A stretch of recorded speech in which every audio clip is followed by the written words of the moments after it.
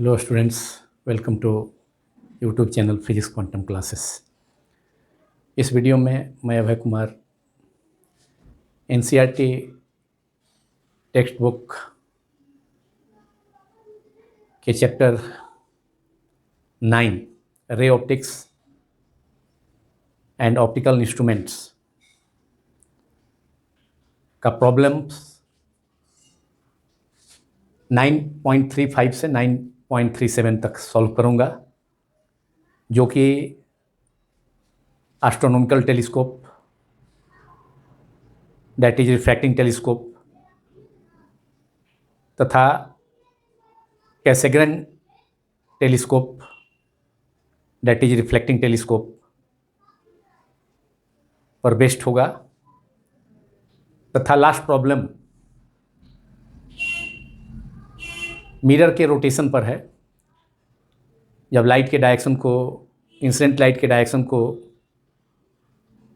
Change न करते हुए मिरर को थीटा एंगल से अगर रोटेट, प्लेन मिरर को अगर थीटा एंगल से रोटेट किया जाए तो reflected rays two theta angle से रोटेट हो जाएगा।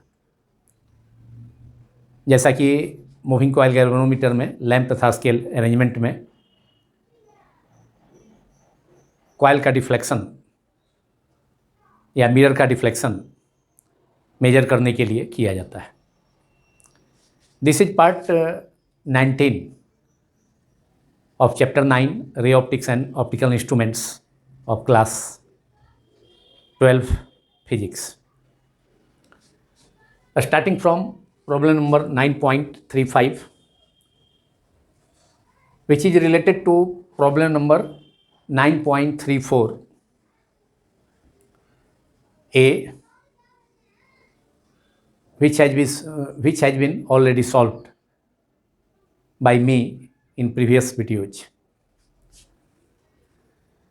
Problem 9.35 is, its part A is for the telescope described in problem number 9.34a.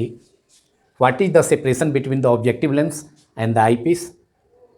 Its part B is, if this telescope is used to view a 100-meter tall tower 3 km away, what is the height of the image of the tower formed by the objective lens? And in part C, what is the height of the final image of the tower if it is formed at 25 centimeters, that is at least distance of distinct vision.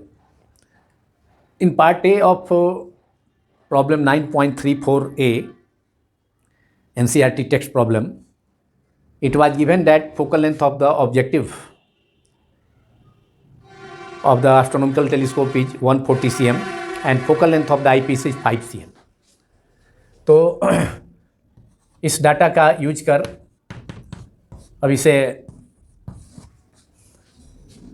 इसका solution, इस problem का solution मैं करने जा रहा हूं। तो part A में है, for the telescope described in 9.34 problem 9.34a, what is the which is NCERT, which is an NCERT text problem. What is the separation between the objective lens and the eyepiece? Separation between the objective lens and the eyepiece of the telescope, that is astronomical telescope, that is length of the tube. यह tube का length होगा जो कि astronomical telescope के objective lens तथा eyepiece के centres के बीच का डिस्टेंस होगा। तो उसके लिए फॉर्मूला मैंने डिराइव किया था जब एस्ट्रोनॉमिकल टेलीस्कोप को डिस्कस किया था वीडियो में, प्रीवियस वीडियो में। तो लेंथ ऑफ द ट्यूब इसमें पार्ट ए का सॉल्यूशन में separation between the objective lens and the eyepiece, तो ये हो गया it is equal to length of the tube of the astronomical telescope L is equal to FO plus mod of F E, that is FO plus F E, separation between objective lens and the eyepiece. Astronomical telescope के objective lens, वस्तु lens तथा आई piece नेत्रिका के बीच की दूरी क्या होगी? उस खगोलीय दूरबीन एस्ट्रोनॉमिकल टेलीस्कोप के ट्यूब का लेंथ होगा जो कि ऑब्जेक्टिव लेंस, उसके ऑब्जेक्टिव लेंस तथा आईपीस के सेंटर्स, ऑप्टिकल सेंटर्स, प्रकाश केंद्रों के बीच की दूरी होती है। FO plus AP, length of the tube is of the astronomical telescope is, length FO is given 140 cm while AP is 5 cm, that is 145 cm. This is answer of this problem. Part A. That is, separation between the objective lens and the eyepiece of the astronomical telescope is equal to length of the tube 145 cm. Now in part B, if this telescope is used to view a 100 meter tall tower 3 kilometre away, इस telescope का use किया जाता है। यहाँ पर astronomical telescope का objective lens है जिसको मैंने स्केच किया है, और यहाँ से 3 किलोमीटर डिस्टेंस पर, U is equal to 3 kilometre distance पर एक टावर है जिसका height H is equal to, tower का नाम इसमें इंडिकेट किया गया है AB द्वारा, जिसका हाइट 100 मीटर है। उसको देखा जाता है, उसको व्यू किया जाता है कितनी डिस्टेंस से, 3 किलोमीटर डिस्टेंस से ऑब्जेक्टिव लेंस से, मतलब एस्ट्रोनॉमिकल टेलीस्कोप से के ऑब्जेक्टिव से 3 किलोमीटर के डिस्टेंस से उस टावर को व्यू किया जाता है। What is the height of the image of the tower formed by the objective lens. तो टावर के इमेज का हाइट क्या होगा जो ऑब्जेक्टिव लेंस द्वारा फॉर्म होगा। तो यहाँ से AB जो टावर है, इसके द्वारा इस टावर का हाइट दूसरे साइड में बनेगा, इसका inverted real and inverted image A', B', जिसका हाइट स्मॉल एच सपोज किया गया है यहाँ। तो उस height of the image small H को डिटरमाइन करना है, ज्ञात करना है। तो इसके लिए ऑब्जेक्टिव के, ये एस्ट्रोनॉमिकल टेलीस्कोप के ऑब्जेक्टिव के द्वारा 100 मीटर हाइट के टावर का इमेज फॉर्म होता है, A', B', real and inverted image. तो उसका हाइट मालूम करना है। तो ये एंगल यहाँ, तो इमेज फाउंड बाय, ये angle found by the tower at the optical centre of the objective lens is alpha, and this angle, suppose this angle is alpha, and this will equal to the angle found by the image A', B' of the tower at the optical centre of the objective. मतलब 100 metre height के tower के द्वारा objective lens के optical centre पर जितना angle form होगा, उतना ही एंगल उसके इमेज A', B' के द्वारा ऑब्जेक्टिव लेंस के ऑप्टिकल सेंटर पर फॉर्म होगा। तो इन दोनों राइट एंगल ट्रायंगल्स में OAB and OA', B', tan alpha, this angle is alpha, this angle is alpha, tan alpha इसमें मेजर कर लेंगे। तो इसमें tan अल्फा क्या होगा, perpendicular upon base, that is H 100 metre upon 3 kilometre, और इसमें हो जाएगा tan alpha H upon A', B' perpendicular upon base OA', and OA' क्या है, जो कि इमेज है, इमेज डिस्टेंस है। और ऑब्जेक्ट अगर इन्फिनिटी की ओर टेंड्स करे, मतलब लार्ज डिस्टेंस पर है, तो यहाँ ऑब्जेक्टिव लेंस से 3 किलोमीटर डिस्टेंस पर है, जो कि बहुत जो कि एक लार्ज डिस्टेंस है। तो उसका इमेज कहाँ पर बनेगा, ऑब्जेक्टिव लेंस के फोकस पर। इसलिए V इजकल टू जो इमेज डिस्टेंस होगा A', B' का, जो टावर का, जो कि टावर का इमेज है, तो उस इमेज का डिस्टेंस ऑप्टिकल लेंस के सेंटर से, ऑप्टिकल सेंटर से V इजकल टू क्या होगा, focal length of the objective. तो दोनों ट्रायंगल के हेल्प से हम अल्फा इजकल टू क्या हो जाएगा, tan alpha is equal to tan alpha, इससे यहाँ पर जो एंगल फॉर्म हुआ टावर के द्वारा ऑप्टिकल सेंटर पर, और वही उसके इमेज के द्वारा भी जो एंगल फॉर्म होगा उसके ऑप्टिकल सेंटर पर, वो एंगल नियरली सेम होगा। तो दोनों को इक्वल कर देंगे। तो we have let H be the height of the image of the tower, let a small h be the height of the image of the tower. Therefore in both triangles OAB and OA', B', इसमें tan alpha और उसमें भी tan alpha है, alpha चूँकि same है इसलिए tan alpha भी same होगा। तो tan alpha is equal to we have tan alpha, इसमें हो जाएगा H, capital H upon U, that is 3 kilometre, that is H upon U tan अल्फा। If alpha is small then tan alpha is taken as alpha, tan alpha is equal to H by U, इसमें perpendicular upon base, और इस triangle OA किसमें, triangle OAB में, और यहाँ पर भी इमेज के द्वारा भी ऑप्टिकल सेंटर पर उतना ही एंगल है अल्फा ही, तो इसका भी tan अल्फा, दोनों का tan अल्फा इक्वल हो जाएगा। तो उस सिचुएशन में इसमें perpendicular A', B' upon OA', A', B' is H और OA' is FO, that is image distance which is equal to the focal length. अगर ऑब्जेक्ट इन्फिनिटी की ओर टेंड करता है तो उसका इमेज उसके लेंस के फोकस पर होगा। तो H by A U is equal to small h by V is equal to FO, और कैपिटल एच अपॉन दोनों तो टेन अल्फा, दोनों ट्रायंगल में टेन अल्फा स्मॉल हो तो टेन अल्फा इज, दोनों के लिए अल्फा सेम है इसलिए टेन अल्फा भी सेम होगा। Therefore H by U, H is given, H is 100 metre, 100 है, और U is 3 kilometre, that is 3000 metre. तो 100 एच के बदले में 100 और यू के जगह 3 kilometre, that is 3000 metre is equal to small H upon F O. F O is 140 cm, that is, इसको मीटर में कन्वर्ट कर देंगे, 100 से डिवाइड कर देंगे 140 cm को, तो 1.40, that is 1.4। Therefore H is equal to ये 0 से 0 कैंसिल हो गया न्यूमरेटर LHS में, तो 1/30 is equal to H by 1.4। Therefore H is equal to 1.4, H is equal to, and F O is given, F O is equal to 1.4 रखा है हमने। Therefore H is equal to 1.4 upon 1.4 upon H into 30 is equal to 1.4। Therefore H is equal to 1.4 upon 30, that is 14 upon 300। अब that is 14/3 into 10⁻⁻² metre में होगा, तो इसलिए 4.7, that is 4.7, 3 से 14 में डिवाइड करेंगे 4 टाइम्स, तो 4 टाइम्स में 12 हो जाएगा, तो 2 बचेगा, फिर 3 इंटू 6 18, तो 4.66, that is 4.7 into 10⁻⁻² metre, that is 4.7 centimetre. ये आंसर हो गया 4.7 सेंटीमीटर। 4.7 इंटू 10⁻⁻² मीटर, 2 जीरो नीचे है, ऊपर ले जाके -2, तो 4.7 into 10⁻⁻² metre. Therefore height of the image of the tower is h is equal to small h is equal to 4.7 cm।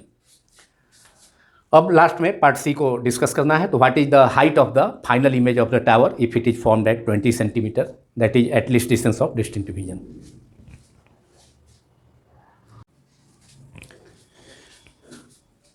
Now, part C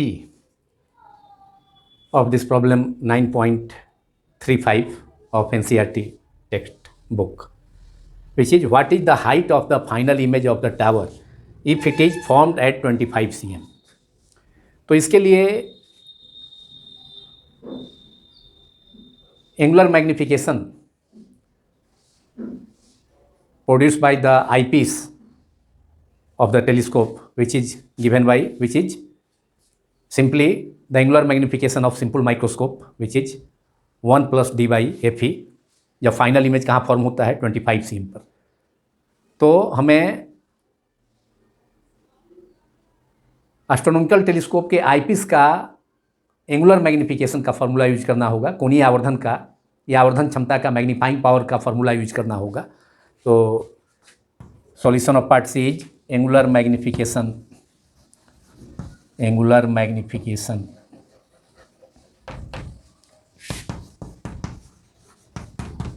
of the eyepiece produced by the eyepiece of the astronomical telescope is angular magnification of the eyepiece of the telescope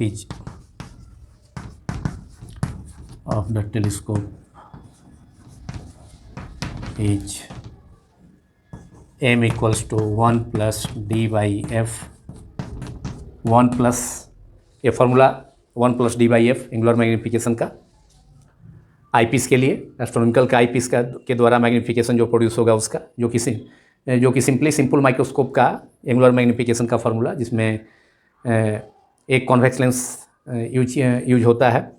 तो और उसका adjustment कहाँ पर 25 centimetre पर focus करने के लिए, final image जब 25 सेंटीमीटर पर फॉर्म हो, यहाँ भी फाइनल इमेज 25 सेंटीमीटर पर ही फॉर्म हो रहा है, होने के लिए कितना हाइट, फाइनल इमेज का हाइट कितना होगा, टावर के फाइनल इमेज का हाइट कितना होगा, तो जितना टाइम से मैग्नीफाई कर देगा आईपीस, एस्ट्रोनॉमिकल टेलीस्कोप का आईपीस, उतना टाइम से उसका height of the image of the tower जो हमने अभी पार्ट बी में ऑब्टेन किया था 4.7 centimetre.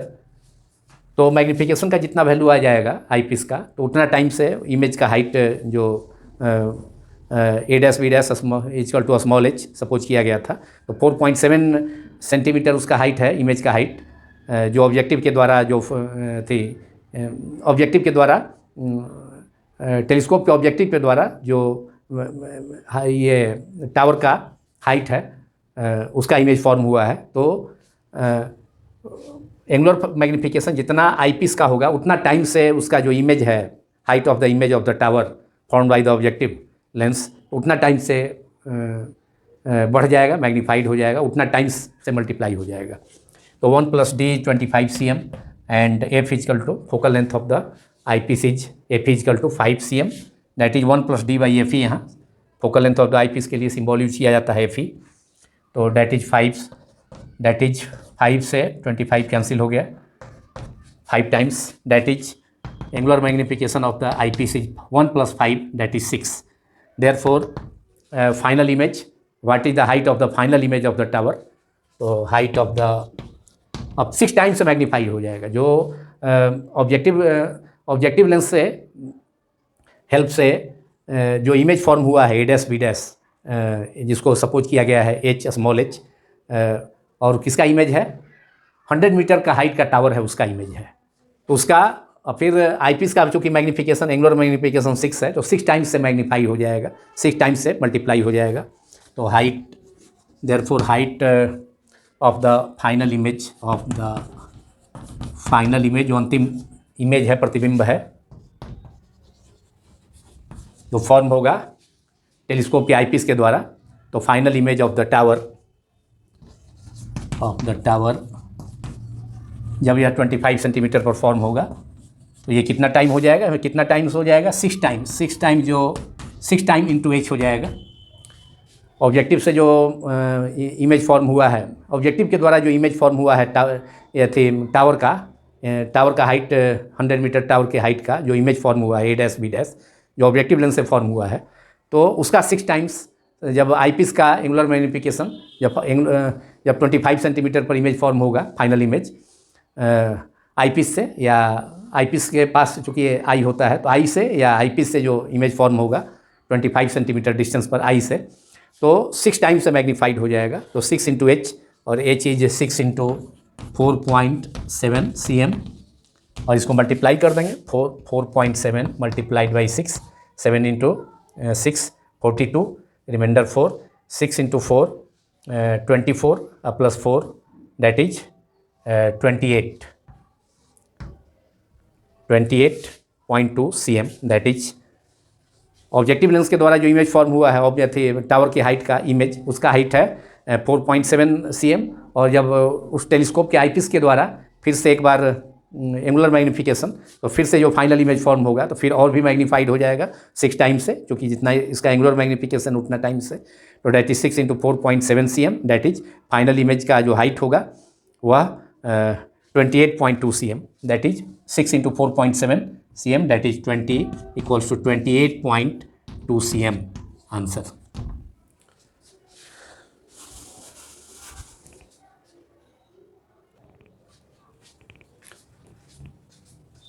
Now we have to solve NCERT text problem 9.36, which is based on Cassegrain telescope, which is a reflecting telescope. यह परावर्तक दूरबीन का एक टाइप है, कैसेग्रेन टेलीस्कोप, उस पर बेस्ड प्रॉब्लम है, और जिसका फिगर 9.33 टेक्स्ट बुक में, जहाँ कैसेग्रेन टेलीस्कोप के बारे में डिस्क्राइब किया गया है, तो वहाँ टेक्स्ट बुक में फिगर 9.33 है। The problem is a Cassegrain telescope uses 2 mirrors, जिसमें कि 2 मिरर्स का यूज होता है, जैसा कि मैं इससे रिलेटेड वीडियो में बतला चुका हूँ। एक कैसेग्रेन टेलीस्कोप यूजेस 2 मिरर्स, 2 मिरर्स है, एक M1 जो कि कॉन्केव पैराबोलाइडल मिरर है, अवतल परवलयाकार दर्पण, जिसका यूज करने से स्फेरिकल एबरेशन का डिफेक्ट जो कॉन्केव मिरर में होता है लार्ज एपर्चर का, वह दूर हो जाता है। तो इसलिए कैसेग्रन ने न्यूटोनियन टेलीस्कोप में ऑब्जेक्टिव लार्ज अपर्चर का कॉन्केव मिरर यूज किया गया था। तो स्फेरिकल एवेरेशन के डिफेक्ट को रिमूव करने के लिए, हटाने के लिए कैसेग्रन ने ऑब्जेक्टिव के रूप में कॉन्केव पैराबोलॉइडल मिरर का, परवलयाकार दर्पण का यूज किया, ताकि मिरर में होने वाला, कॉन्केव मिरर में से प्रोड्यूस होने वाले स्फेरिकल एवेरेशन को रिमूव किया जा सके। तो कैसेग्रन टेलीस्कोप 2 मिरर से कंस्ट्रक्ट हुआ है। एक मिरर M1 है जो कि ऑब्जेक्टिव के रूप में कार्य करता है, एक्ट करता है, जो कि पैराबोलॉइडल मिरर है, और दूसरा एक सब्सिडियरी मिरर है जो कि कॉन्वेक्स मिरर है, एक स्मॉल मिरर है M2। तो ये 2 मिरर से कंस्ट्रक्ट हुआ है। तो एक कैसेग्रन telescope uses 2 mirrors as shown in figure, which is figure 9.33 of the textbook, NCERT textbook. Such a telescope is built with the mirrors 20 millimeter apart. ये दोनों मिरर M1 जो कि पैराबोलॉइडल मिरर है, और दूसरा जो स्मॉल मिरर है, subsidiary mirror, convex mirror, दोनों के बीच का सेपरेशन कितना है? 20 मिलीमीटर, जिसको कि मैंने इंडिकेट किया है 20 मिलीमीटर, दोनों के बीच का सेपरेशन। तो दोनों कैसेग्रन टेलीस्कोप के दोनों मिरर्स के बीच का डिस्टेंस कितना है? सेपरेशन 20 मिलीमीटर है। If the radius of curvature of the large mirror is 220 metre, large mirror is M1 which is paraboloidal mirror, paraboloidal concave mirror, तो उसका रेडियस ऑफ कर्वेचर कितना है? उसका रेडियस ऑफ कर्वेचर दिया है 220 मीटर। तो इसका फोकल लेंथ हो जाएगा, इसका हाफ 220/2 दैट इज 110 मीटर, और ये इसका फोकस पॉइंट होगा। ऑब्जेक्टिव कॉन्केव मिरर का जो बिग मिरर है उसका फोकस पॉइंट यहाँ पर होगा। अब इन्फिनिटी से पर ऑब्जेक्ट है, तो वहाँ से आने वाला लाइट रेज को रिप्रेजेंट किया गया है, एक ऊपर में और दूसरा नीचे में, एक अपवर्ड में और दूसरा डाउनवर्ड में। तो 2 लाइट रे को इंडिकेट किया गया है। जो इन्फिनिटी पर ऑब्जेक्ट है वहाँ से दोनों लाइट रेज वहाँ से ट्रेवल करते हुए पैराबोलॉइडल मिरर कॉन्केव मिरर पर इंसिडेंट होती है, और वहाँ से रिफ्लेक्शन के बाद अगर ये मिरर स्मॉल मिरर M2 नहीं होता तो सीधे जाकर फोकस होती कहाँ पर? FO पर। तो ये focus point of the objective big mirror. तो इसका डिस्टेंस यहाँ से, इस मिरर से FO का जो डिस्टेंस हो जाएगा, वह डिस्टेंस हो जाएगा कितना? रेडियस ऑफ कर्वेचर का हाफ 110 मीटर। तो so we have to solve it, and the small mirror radius of curvature of the small mirror, that is mirror M2, convex mirror M2 is 140 millimeter. So its radius of curvature is 140 millimeter upon 2, that is 70 millimeter. Where will be the final image of the object at infinity be? Object infinity पर है तो उसका final image कहाँ पर बनेगा? तो final image यहाँ हमने शो किया है आई पर बनेगा, जिससे हम देख सकेंगे। आई पीस का जो ट्यूब होता है, साइड ट्यूब, उसमें आई पीस लगा है, तो उसकी हेल्प से देख सकते हैं। उसमें कॉन्वेक्स लेंस एक स्मॉल फोकल लेंथ का होगा। तो आईपीस की हेल्प से हम इमेज यहाँ पर फॉर्म हो रहा है। आईपीस यहाँ जो लेंस है इसके थे, यहाँ पर जो स्मॉल मिरर है उससे रिफ्लेक्शन के बाद दोनों लाइट रे जाकर इंटरसेक्ट किया है आई पॉइंट पर, यहाँ पर की फाइनल इमेज फॉर्म हो रहा है, जिसे हम आईपीस के द्वारा ऑब्जर्व कर सकते हैं, देख सकते हैं। तो ये इमेज डिस्टेंस यहाँ से, ये स्मॉल मिरर M2 जो कॉन्वेक्स मिरर है उससे यहाँ पर आई इमेज जहाँ फॉर्म हुआ है उसका डिस्टेंस हमको मालूम करना है भी। जब ऑब्जेक्ट कहाँ पर है? इन्फिनिटी पर है। लाइट रे कहाँ से आ रही है? ऑब्जेक्ट कहाँ पर है? डिस्टेंट ऑब्जेक्ट है, और वहाँ से लाइट रेज आ रही है ट्रेवल करते हुए। Parallel light raise concave mirror पर इंसिडेंट हुई है, पैराबोलॉइडल मिरर पर M1 पर जो बिग मिरर है, और यहाँ से रिफ्लेक्शन के बाद ये फोकस होती है इसके फोकस पर, मतलब इसके फोकस पॉइंट पर, इसके कॉन्केव मिरर के फोकस पॉइंट पर फोकस होती, लेकिन उसके पहले ही एक स्मॉल मिरर कॉन्वेक्स मिरर के द्वारा इंटरसेप्ट कर ली जाती है। उसके बीच में उसके रास्ते में reflected light, concave mirror big mirror से रिफ्लेक्टेड लाइट रेज के रास्ते में एक कॉन्वेक्स मिरर यहाँ पर रखा जाता है, जिसके कारण लाइट रेज, इसका वर्चुअल इमेज, इससे इसका इमेज कहाँ फॉर्म होता? FO पर फॉर्म होना चाहिए था, लेकिन उसके पहले ही लाइट रे रिफ्लेक्ट होकर के रिफ्लेक्ट हो जाती है। तो कॉन्वेक्स जो स्मॉल मिरर है, कॉन्वेक्स मिरर, सब्सिडियरी मिरर, उसके द्वारा रिफ्लेक्ट बैक होकर के इमेज यहाँ पर फॉर्म होता है। जिसे यहाँ पर एक ओपनिंग है और एक साइड ट्यूब लगी है जिसमें कि आईपीस है, मतलब आईपीस का लेंस उसमें है। तो इस ओपनिंग से लाइट रिफ्लेक्ट होकर के, कॉन्वेक्स मिरर से रिफ्लेक्ट होकर के दोनों जाकर के आई पॉइंट पर जाकर के इंटरसेक्ट करती है एक्चुअली, और वहाँ पर इसका इमेज बनता है, ऑब्जेक्ट का इमेज बनता है। जो ऑब्जेक्ट इन्फिनिटी पर है, मतलब इन्फिनिटी से light rays, parallel light rays आ रही हैं और इंसिडेंट हुई है कॉन्केव मिरर पर। तो अगर ये M2 नहीं होता तो इसके कारण M1 से, कॉन्केव मिरर M1 से रिफ्लेक्शन के कारण लाइट रे वर्चुअल इमेज कहाँ पर बनता, इसके फोकस पर बनता, FO पर बनता, जो कि M2 के लिए, जो मिरर है M2 उसके सामने होने के कारण इसके लिए वर्चुअल ऑब्जेक्ट का काम करेगा। तो यहाँ पर वर्चुअल इमेज बनता, जो कि convex mirror, small mirror M2 के लिए वर्चुअल ऑब्जेक्ट का काम करता। तो ये वर्चुअल ऑब्जेक्ट का डिस्टेंस मिरर से इसका, इस पॉइंट का डिस्टेंस हो जाएगा जो कि U होगा। और U कितना होगा, दोनों, मतलब इसका जो फोकस पॉइंट होगा, माने फोकल लेंथ होगा कॉन्केव मिरर का, जो कि 220 मीटर रेडियस ऑफ कर्वेचर है। तो 220 मीटर का हाफ, दैट इज 110 मीटर यहाँ से कॉन्केव मिरर से FO का डिस्टेंस होगा, और दोनों के बीच सेपरेशन कितना है, 20 है। तो 110 में से यहाँ तक 110 हो गया M1 से FO तक का डिस्टेंस, जहाँ पर कि वर्चुअल इमेज बनता, या थी वर्चुअल इमेज बनता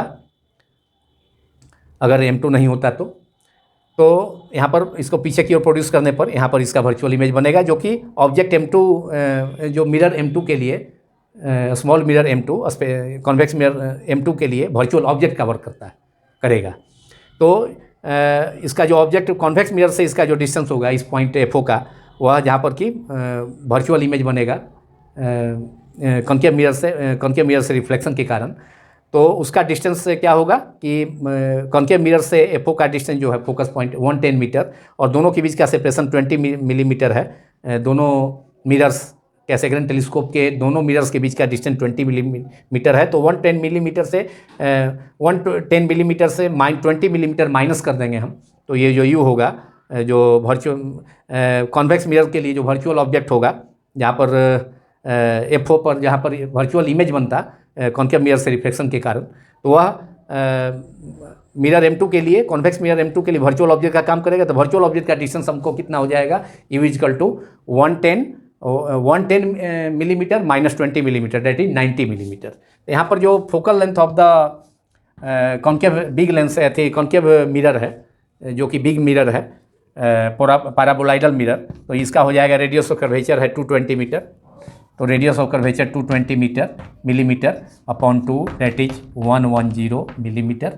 ये हो गया focal length of the concave mirror which acts as objective in Cassegrain telescope. ये ऑब्जेक्टिव कवर करता है M1 जो बिग मिरर है, तो उसका ये फोकल लेंथ हो गया, फोकल लेंथ हो गया। और जो स्मॉल मिरर है, जो सब्सिडियरी मिरर है FS, उसका फोकल लेंथ हो जाएगा कितना, उसका रेडियस ऑफ कर्वेचर है 140 मिलीमीटर। तो 140 मिलीमीटर बाई 2, दैट इज ये 70 मिलीमीटर, ये 70 मिलीमीटर हो जाएगा, जो कि ये focal length of the small mirror M2 होगा। तो जब लेंस मिरर फार्मूला हम यूज करेंगे, तो इसके लिए जो मिरर होगा, फोकल लेंथ होगा, वह हम इस स्मॉल मिरर के लिए यूज करेंगे, तो वह फोकल लेंथ होगा FS 70 मिलीमीटर। इसलिए distance of the virtual object, distance of the virtual object for mirror M2 कितना हो जाएगा, U = so distance of the virtual object, distance of the virtual object for a small mirror M2, for the small mirror M2 which is convex mirror. Convex mirror का focal length positive होता है for the small mirror M2 is U = ये हो जाएगा, हमको minus करना होगा FO, मतलब 110 मिलीमीटर जो focal length of the concave mirror है, माइनस जो कि ऑब्जेक्टिव है, माइनस दोनों मिरर्स के बीच का सेपरेशन M1 M2 के बीच का 20 मिलीमीटर है, 20 millimetre, that is 110 minus 20, that is 90 millimetre. ये ऑब्जेक्ट डिस्टेंस हो जाएगा। ये वर्चुअल ऑब्जेक्ट का काम करेगा, जो इमेज फॉर्म होता है कॉन्केव मिरर से रिफ्लेक्शन के कारण, जहाँ पर वर्चुअल इमेज फॉर्म होता वह स्मॉल मिरर M2 के लिए, कॉन्वेक्स मिरर M2 के लिए वर्चुअल ऑब्जेक्ट का वर्क करेगा, तो ये डिस्टेंस यू हो गया इतना 90 मिलीमीटर। ऐसे तो ऑब्जेक्ट डिस्टेंस को हम लेफ्ट साइड में नेगेटिव लेते हैं, लेकिन यहाँ पर जो लाइट रिफ्लेक्ट होकर के कॉन्केव मिरर से रिफ्लेक्ट होने के बाद राइट टू लेफ्ट डायरेक्शन में ट्रेवल कर रही है, और left to right direction, light के डायरेक्शन में जो डिस्टेंस मेजर करते हैं वो पॉजिटिव होता है। तो इसलिए यहाँ पर चूंकि लाइट का डायरेक्शन राइट टू लेफ्ट हो गया है, इसलिए यहाँ पर ऑब्जेक्ट डिस्टेंस यू को पॉजिटिव ही रखा गया है 90 मिलीमीटर। अब मिरर M2 के लिए फोकल लेंथ कितना हो जाएगा? Focal length of the small mirror M2 is 70 millimetre. तो अब मिरर फार्मूला हम यूज करेंगे 1/v plus 1/u is equal to 1/f। तो हमको मालूम करना है कि यहाँ से स्मॉल मिरर से इमेज कितने डिस्टेंस पर बनेगा, कहाँ बनेगा, तो ये डिस्टेंस भी मालूम करना है मिरर M2 से, जहाँ पर कि दोनों लाइट रे कॉन्वेक्स मिरर M2 से रिफ्लेक्शन के बाद जहाँ दोनों मीट किया है आई पर, जिसको कि हम आईपीस के द्वारा ऑब्जर्व करेंगे। तो उस डिस्टेंस को मालूम करना है यहाँ से स्मॉल मिरर से आई का डिस्टेंस, जो कि भी है। तो वो डिस्टेंस मालूम हो जाएगा मिरर फार्मूला यूज करने पर 1/v plus 1/u plus equal to 1/f। और मिरर फार्मूला किसके लिए? स्मॉल मिरर के लिए, M2 के लिए हम यूज करेंगे, क्योंकि वहीं से इसी के लिए वर्चुअल ऑब्जेक्ट का वर्क करेगा ये FO पर जो इमेज बनेगा वर्चुअल इमेज कॉन्केव मिरर से रिफ्लेक्शन के कारण, जब ऑब्जेक्ट इन्फिनिटी पर सिचुएटेड है, वहाँ से लाइट रेज आ रही है।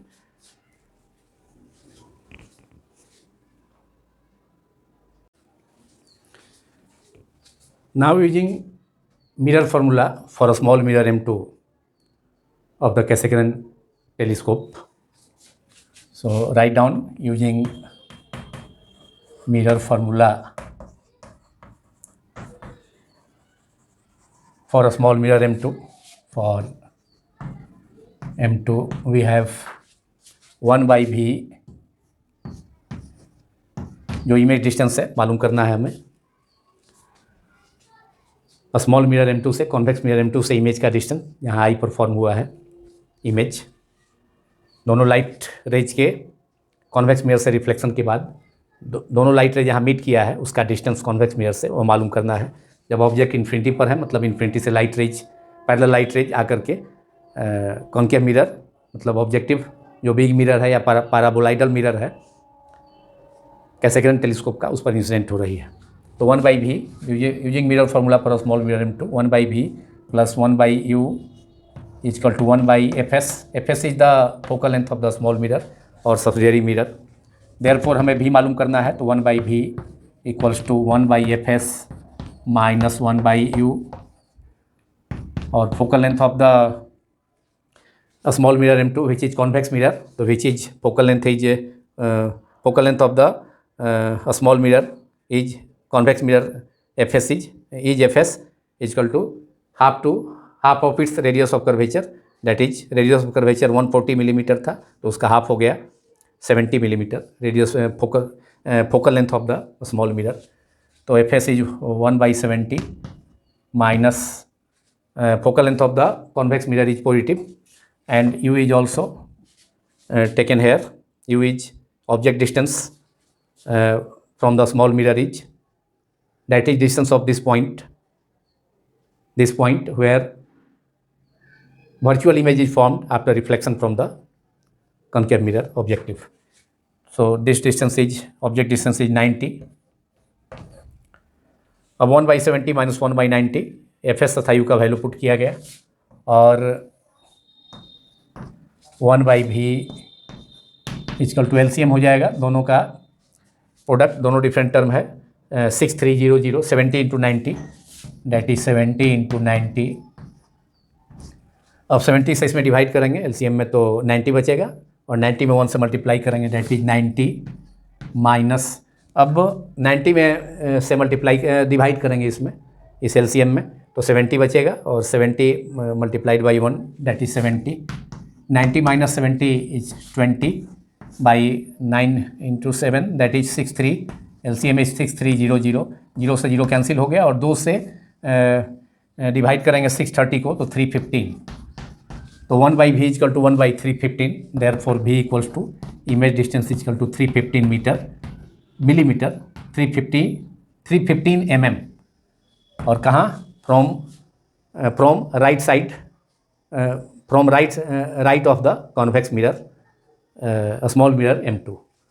This is image distance V is equal to 3, V is equal to 315 millimeter, right to the convex mirror. यहाँ हमने भी को इंडिकेट किया है स्मॉल मिरर M2 से इमेज का डिस्टेंस, तो इस कॉन्वेक्स मिरर के राइट में है, ये राइट साइड में है, right to the convex mirror M2 या small mirror M2, a small mirror right to the small mirror M2. And this is the solution of this problem. Image distance मालूम करना था 315 metre small mirror से के right side में.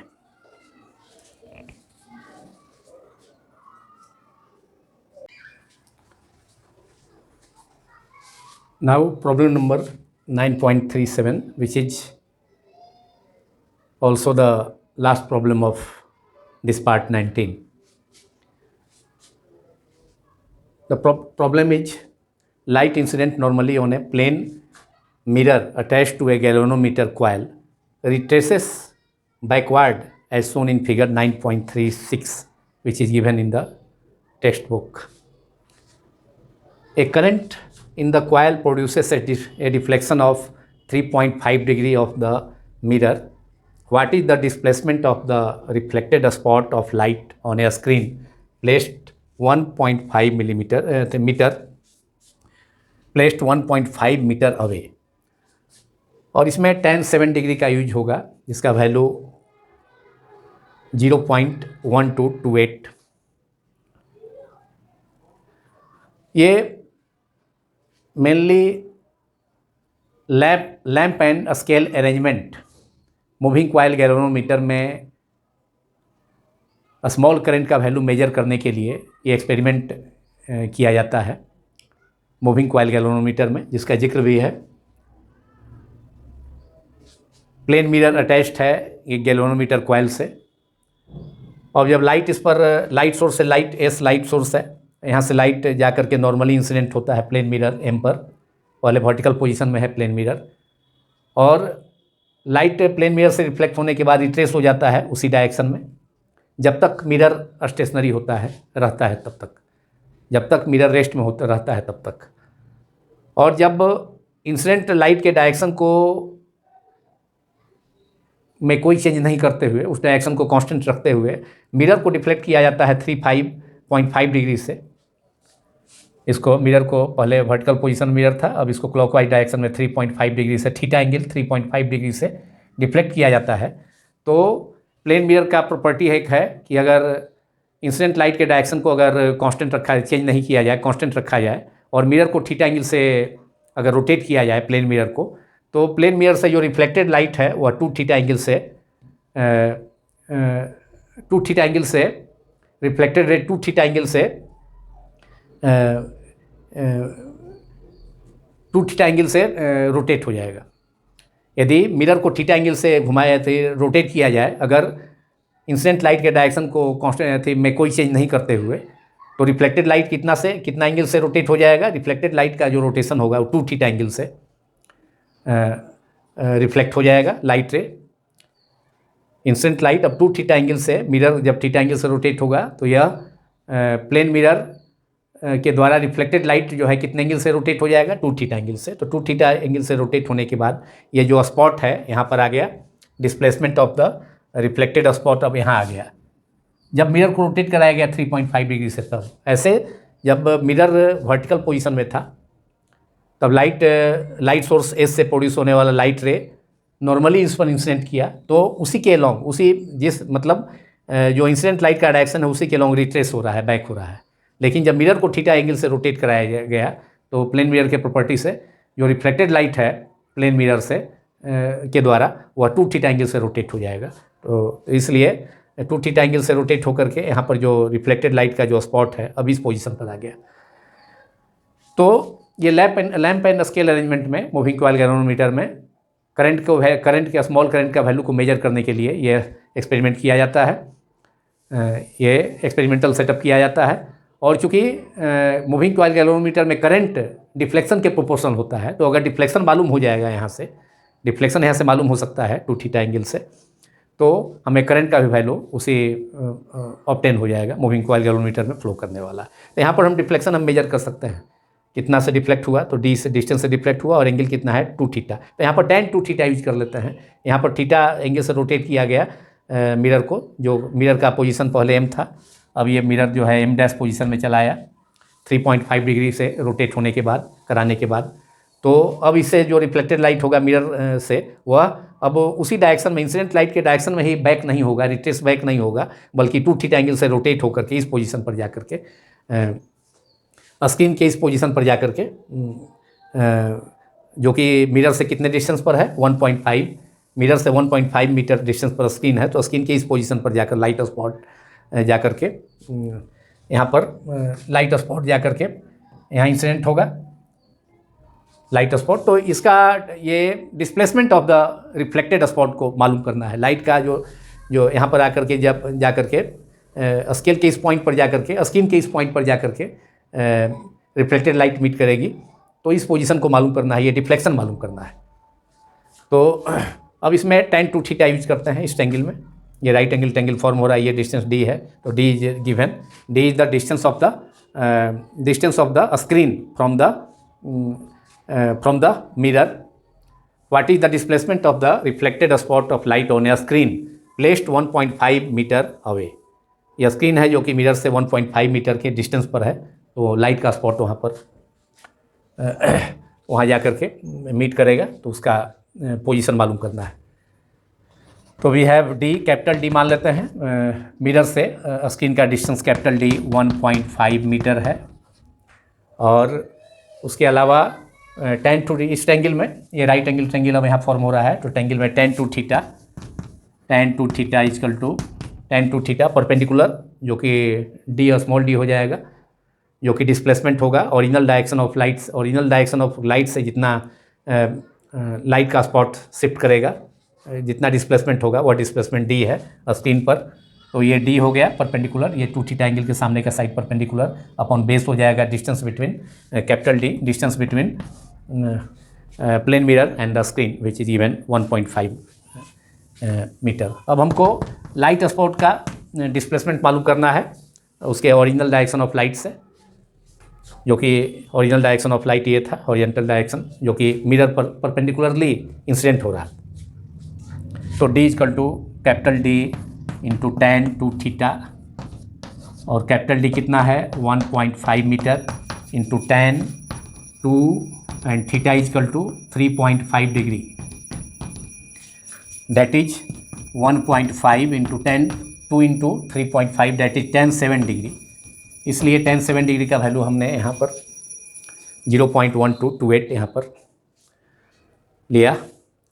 अब tan 7 degree का value 0.1228 that is 1.5 multiplied by 0.1228।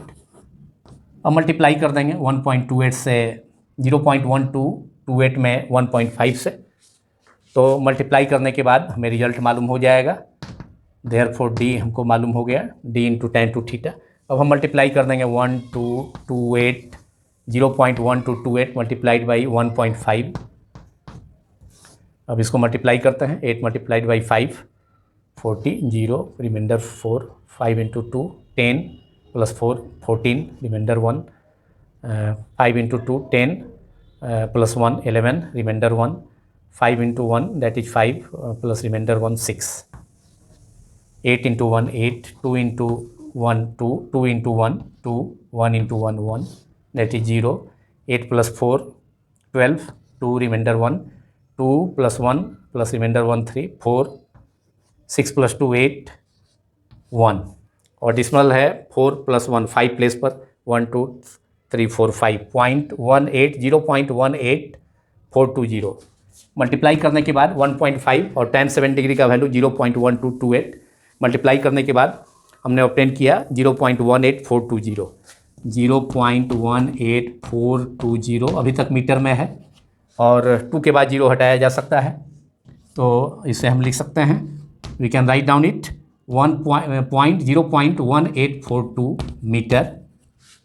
इतना metre हो गया, क्योंकि मीटर में डिस्टेंस दिया हुआ है, ये distance of the screen from the mirror. अब इसको मीटर में कन्वर्ट करने के लिए हम मीटर में कन्वर्ट करेंगे तो 100 से इसमें मल्टीप्लाई कर देंगे तो सेंटीमीटर में हमें आंसर आ जाएगा। तो सेंटीमीटर 100 से मल्टीप्लाई कर देंगे, that is 0.1842 multiplied by 100 cm, that is 18.4 centimetre. 18.4, 2 को राउंड 2 को हटा देंगे, छोड़ देंगे, 5 से स्मॉल है तो 18.4 सेंटीमीटर आंसर हो गया। Which is D, small D, that is deflection of the light spot on the screen is 18.4 cm, and this is the answer of this problem, which is displacement of the reflected spot of light, displacement of the reflected spot of light on a screen from the original direction of light ray, placed 1.5 meter away from the mirror. A screen is placed 1.5 meter away from the mirror. और इसी के साथ यह part 19 chapter 9 ray optics and optical instrument class 12 का समाप्त होता है। यदि यह वीडियो आपको पसंद आया हो तो इसे आप सभी लाइक करें, दूसरों से शेयर भी करें तथा सब्सक्राइब करना भी ना भूलें। Thank you very much.